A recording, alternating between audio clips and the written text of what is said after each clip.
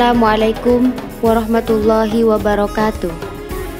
Para sahabat kaum muslimin, video ini merupakan kelanjutan dari kisah Sayyidah Khadijah radhiyallahu anha pada video sebelumnya.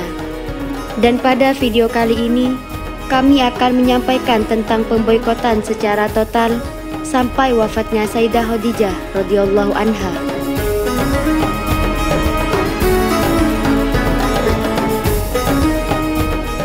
Akta yang zalim, boikot total.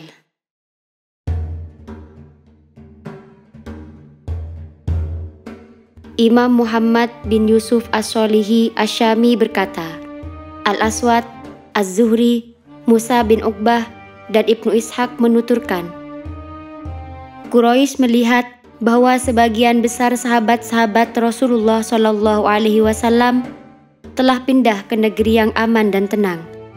Najasyi membela para sahabat yang meminta suaka kepadanya itu, dan Umar telah masuk Islam.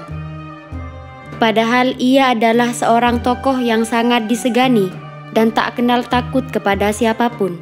Sejak itu, para sahabat Rasulullah SAW berlindung kepadanya, juga kepada Hamzah, sehingga Quraisy tidak dapat menyentuh mereka.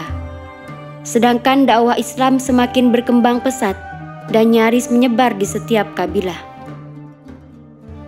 Menghadapi perkembangan tersebut, Quraisy sepakat untuk membunuh Rasulullah SAW.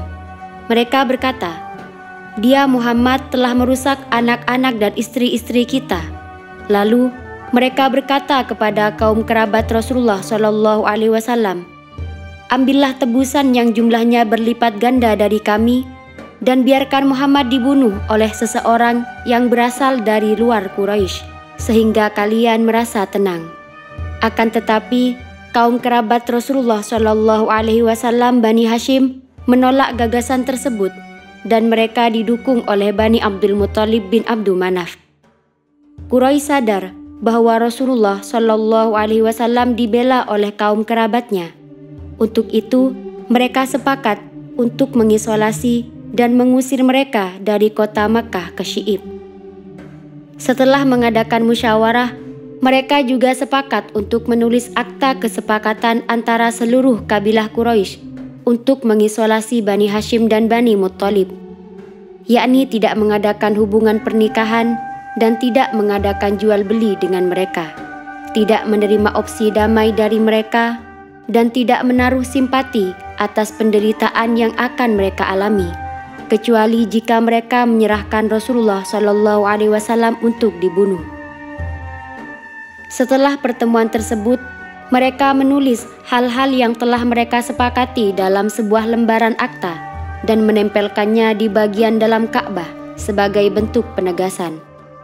Sejak itu, mereka memboikot seluruh transaksi jual beli, sehingga tidak membiarkan makanan, lauk, atau barang jualan apapun yang dibawa oleh orang luar, melainkan mereka akan memborongnya lebih dulu.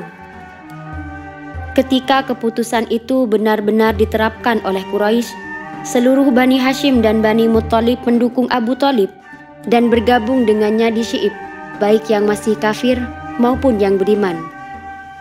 Orang yang beriman didorong oleh alasan agama, sedangkan orang yang kafir didorong oleh alasan fanatisme keluarga. Dari kalangan Bani Hashim, hanya Abu Lahab yang tidak bergabung. Ia lebih memilih bersama pihak Quraisy yang memboikot. Upaya pemboikotan terus ditingkatkan, sehingga mereka tidak mendapatkan logistik sedikit pun. Kaum musyrikin selalu memborong barang dagangan yang dibawa oleh para pedagang dari luar Makkah. Hal ini membuat kondisi mereka sangat memprihatinkan, sehingga terpaksa memakan daun-daunan dan kulit. Dari dalam Syi'ib selalu terdengar rintihan berbaur dengan tangisan kaum wanita dan anak-anak kecil karena kelaparan. Mereka hanya mendapat pasokan makanan secara sembunyi-sembunyi dan tidak dapat membeli barang apapun kecuali pada bulan-bulan suci. Tidak jarang mereka hendak membeli makanan yang dibawa oleh para pedagang dari luar Makkah. Tapi orang-orang musyrik Makkah memaksa mereka untuk menaikkan harga, sehingga orang-orang yang diboikot itu tidak sanggup membelinya. Sayyidina Hakim bin Hizam termasuk orang musyrik yang selalu berusaha memasok makanan kepada bibinya Sayyidah Khadijah radhiyallahu anha. Akan tetapi, Abu Jahal pernah memergokinya dan berusaha menghalanginya.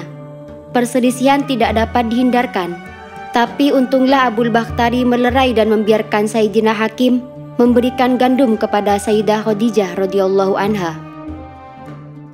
Selama masa pemboikotan berlangsung, Abu Thalib sangat mengkhawatirkan keselamatan Rasulullah Shallallahu Alaihi Wasallam. Oleh sebab itu, ketika malam mulai larut dan semua orang siap tidur, Abu Thalib menyuruh Rasulullah Shallallahu Alaihi Wasallam agar berpura-pura tidur di tempatnya, agar dilihat oleh orang-orang yang ingin membunuhnya. Setelah semua orang tidur, ia menyuruh salah seorang putranya untuk pindah ke tempat Rasulullah Shallallahu Alaihi Wasallam, sementara beliau disuruh tidur di tempat salah seorang dari mereka. Rasulullah Shallallahu Alaihi Wasallam dan kaum muslimin sering keluar dari Syi'ib pada masa-masa musim haji untuk bertemu dengan orang-orang yang datang dari luar Makkah dan mengajak mereka masuk Islam. Ibnu Katsir rahimahullah berkata, kemudian beberapa tokoh Quraisy berusaha membatalkan akta pemboikotan. Pelopor gerakan ini adalah Hisham bin Amr bin Rabi'ah bin Al-Harith bin Habib bin Juzaimah bin Malik bin Hasal bin Amir bin Lu'ay. Ia menggalang dukungan dari beberapa tokoh Quraisy yang dipandang netral, seperti Mut'im bin Adi dan lain-lain. Alhasil, mereka pun mendukungnya. Di sisi lain, Rasulullah Shallallahu Alaihi Wasallam memberitahu para pendukungnya bahwa saat itu Allah telah mengirim anai-anai yang menggerogoti lembaran kayu yang memuat akta pemboikotan, sehingga semua tulisannya hancur, kecuali tulisan Allah Azza wa Jalla. Ternyata berita yang disampaikan oleh Rasulullah Shallallahu Alaihi Wasallam terbukti benar. Maka Bani Hashim dan Bani Muthalib kembali ke rumah masing-masing di Makkah, dan terjadilah rekonsiliasi walaupun Abu Jahal tetap menentang.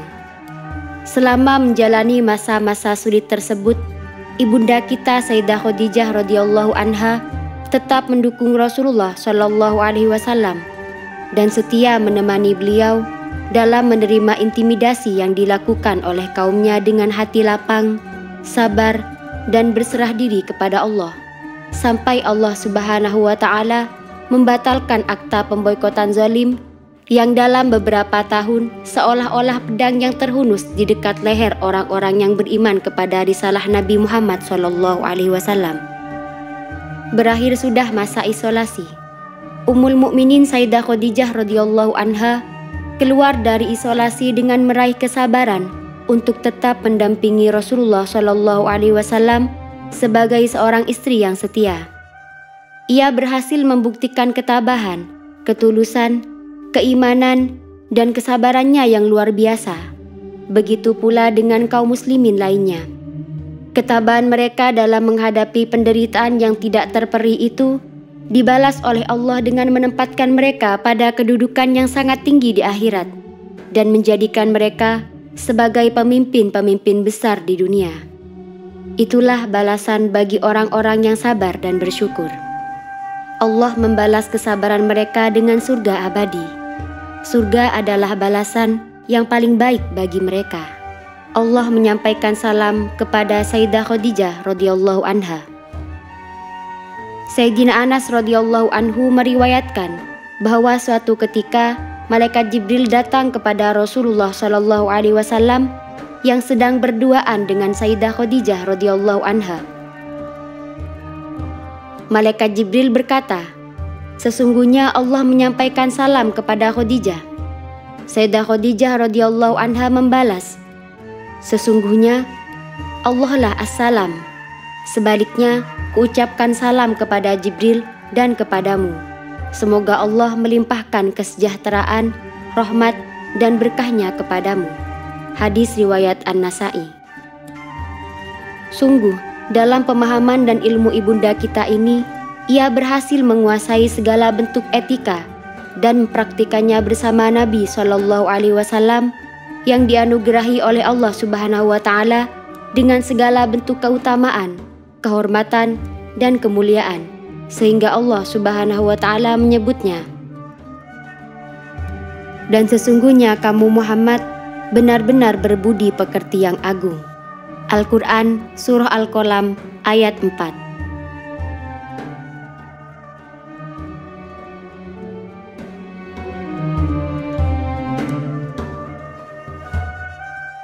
Balasan yang setimpal.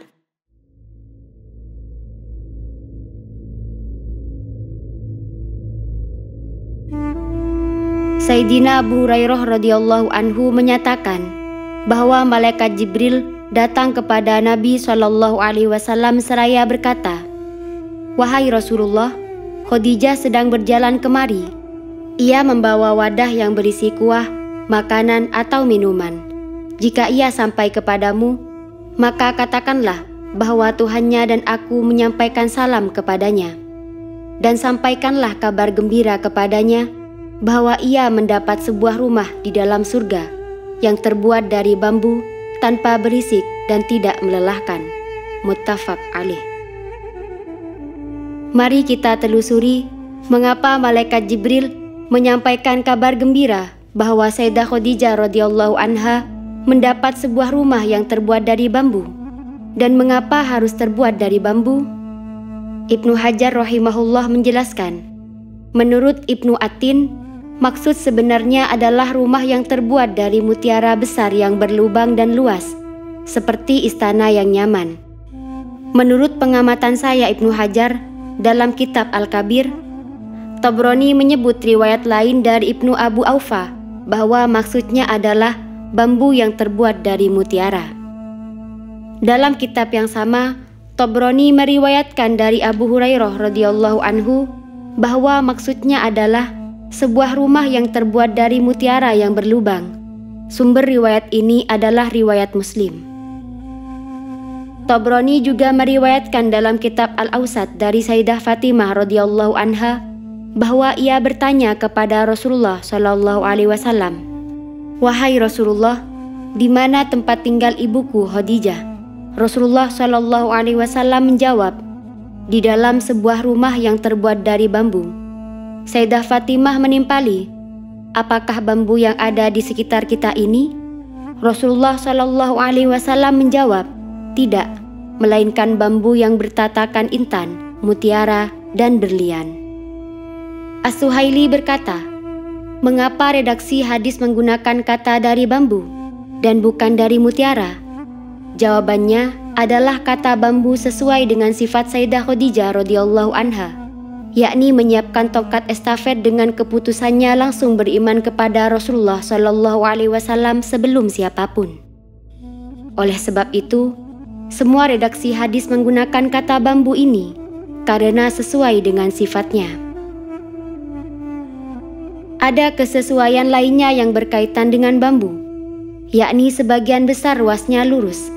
Hal ini sangat sesuai dengan sifat Sayyidah Khadijah radhiyallahu anha yang selalu lurus, karena ia senantiasa berusaha menyenangkan Rasulullah SAW dengan segala cara.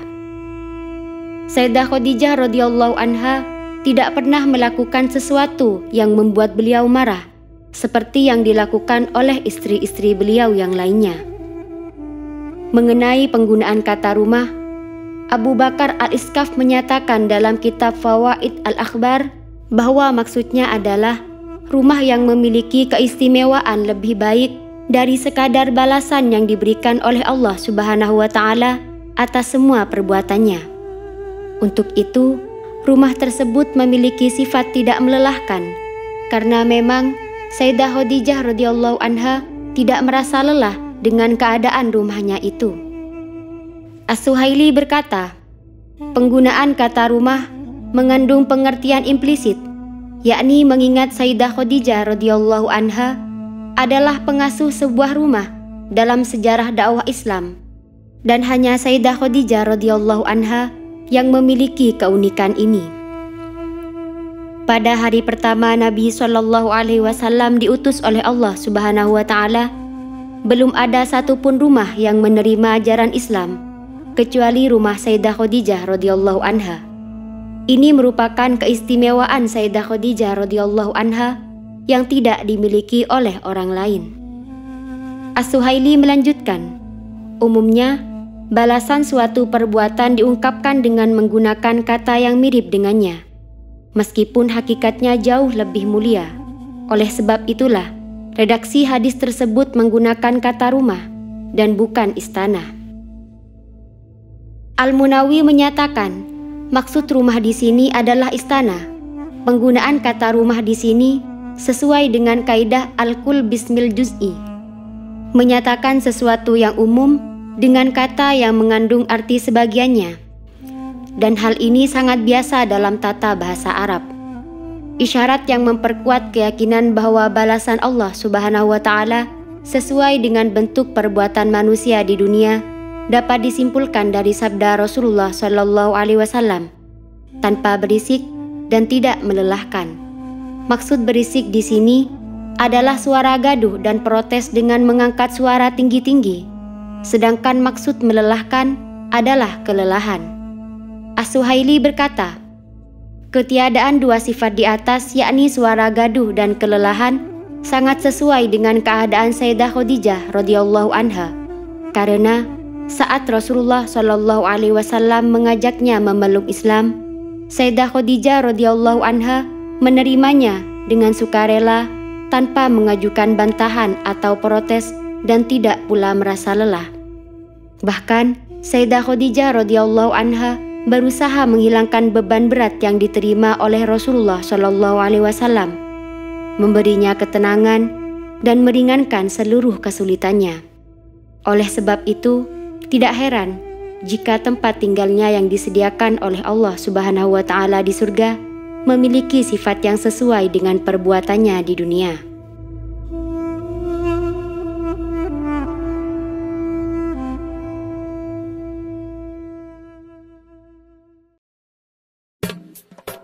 Sekian video kali ini, semoga manfaat dan barokah. Amin, Allahumma amin. Wassalamualaikum warahmatullahi wabarakatuh.